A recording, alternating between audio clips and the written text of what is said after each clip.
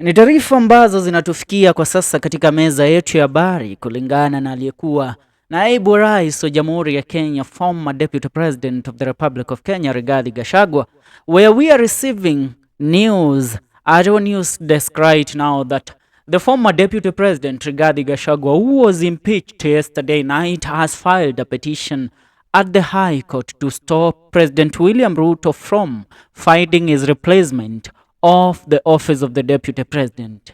Ni ina maana ya kwamba Gachagua pamoja na wengine watatu wameweza kuweza kufikisha miswada yao katika mahakama ya upeo hapa nchini Kenya na mahakama kuu kuweza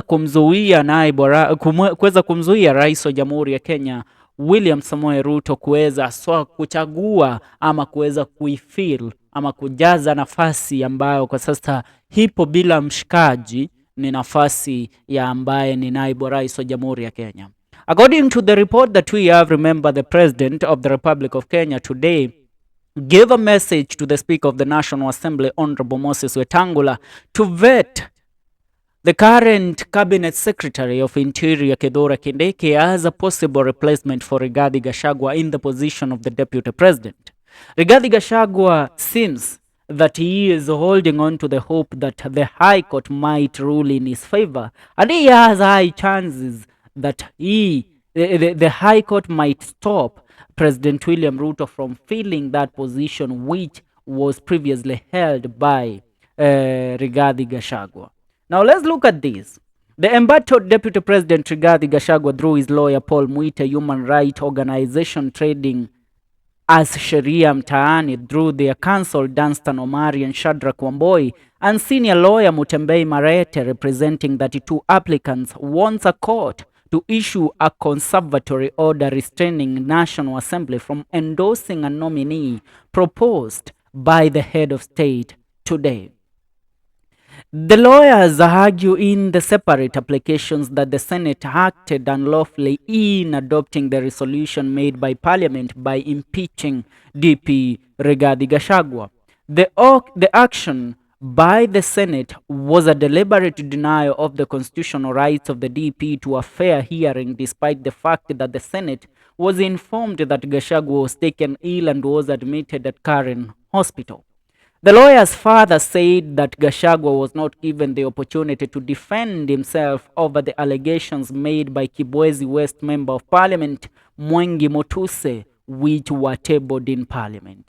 The lawyers seek the court to arrest the situation by issuing a conservatory order stopping the Speaker of National Assembly from allowing the deliberation and endorsing the proposed nominee, Professor Kindiki. Swali kubwa likisalia, je, mahakama hitaweza kusimamisha haswa kuweza kuteuliwa kwa naibu rais mpya ambaye ni Kindiki? Will the National Assembly stop the vetting of the proposed nominee by President William Ruto, that is Kindiki? You know, Rigathi Gachagua has always proved to be a fighter and a man that doesn't listen to the crowd. He seems to believe that there is a possibility of him overturning this move by the Senate yesterday. Now, after his impeachment by the Senate in a last-minute attempt to regain his position, Rigathi Gachagua today, which is on Friday, went to court to prevent President William Ruto from nominating someone else to take over the deputy president's role. Now, hili ni jambo ambalo anajaribu, these are kicks of a dying horse, ambazo haziwezi msaidia kwa lolote lile. But you know what? There is the said petition that has been filed, and in support of the petition is the claim that Gachagua was not given a fair trial by the Senate, and so the Senate disregarded the judicial way or the Constitution of the Republic of Kenya, which is the most crucial rule in a judicial hearing, and that is allowing somebody a fair hearing, giving them a fair trial.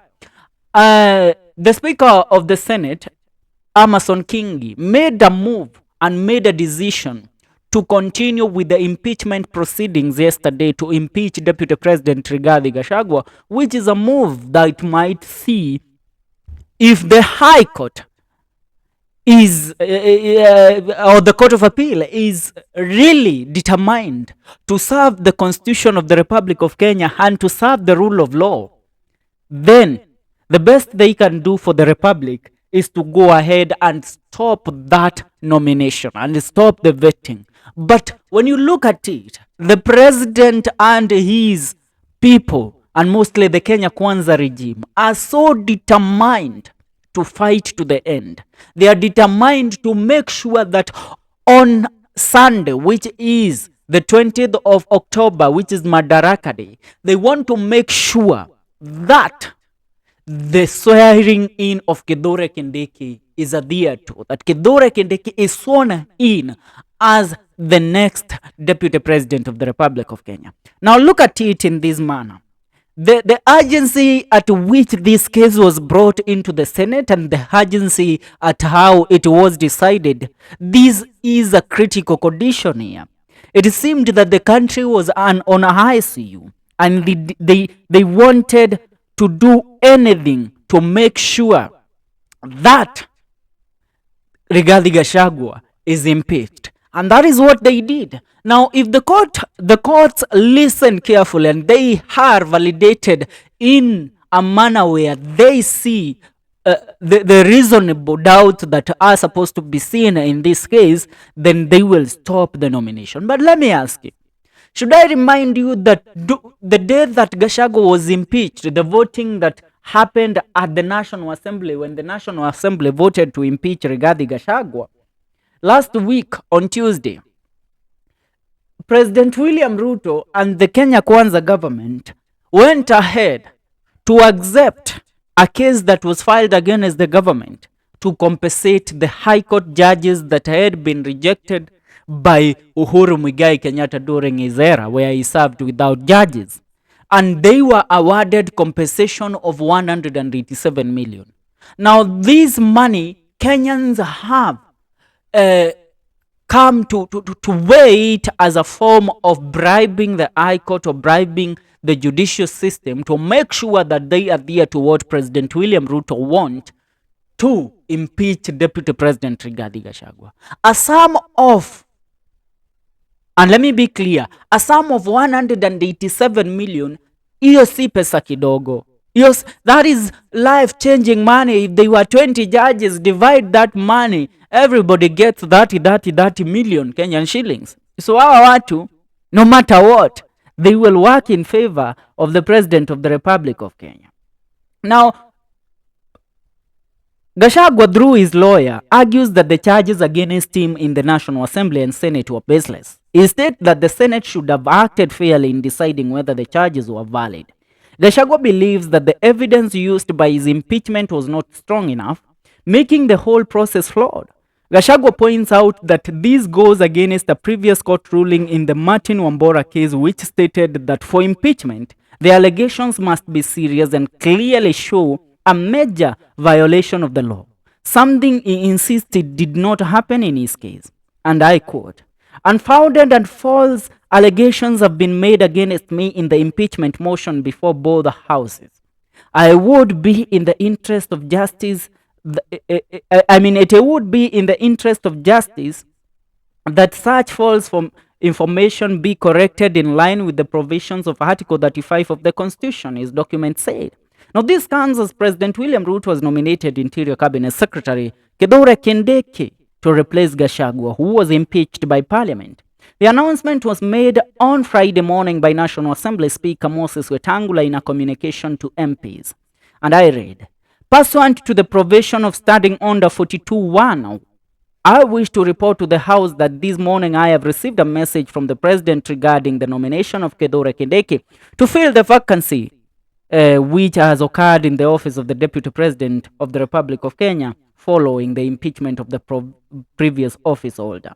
Now the question is, will the court really rule in favor of Gachagua and stop Kithure Kindiki's vetting a nomination as the next DP? Maoni ni kwako, anguka kwenye comment section. See you in our next video. Alafu msisahau kusubscribe. Let's hit 50,000 subscribers.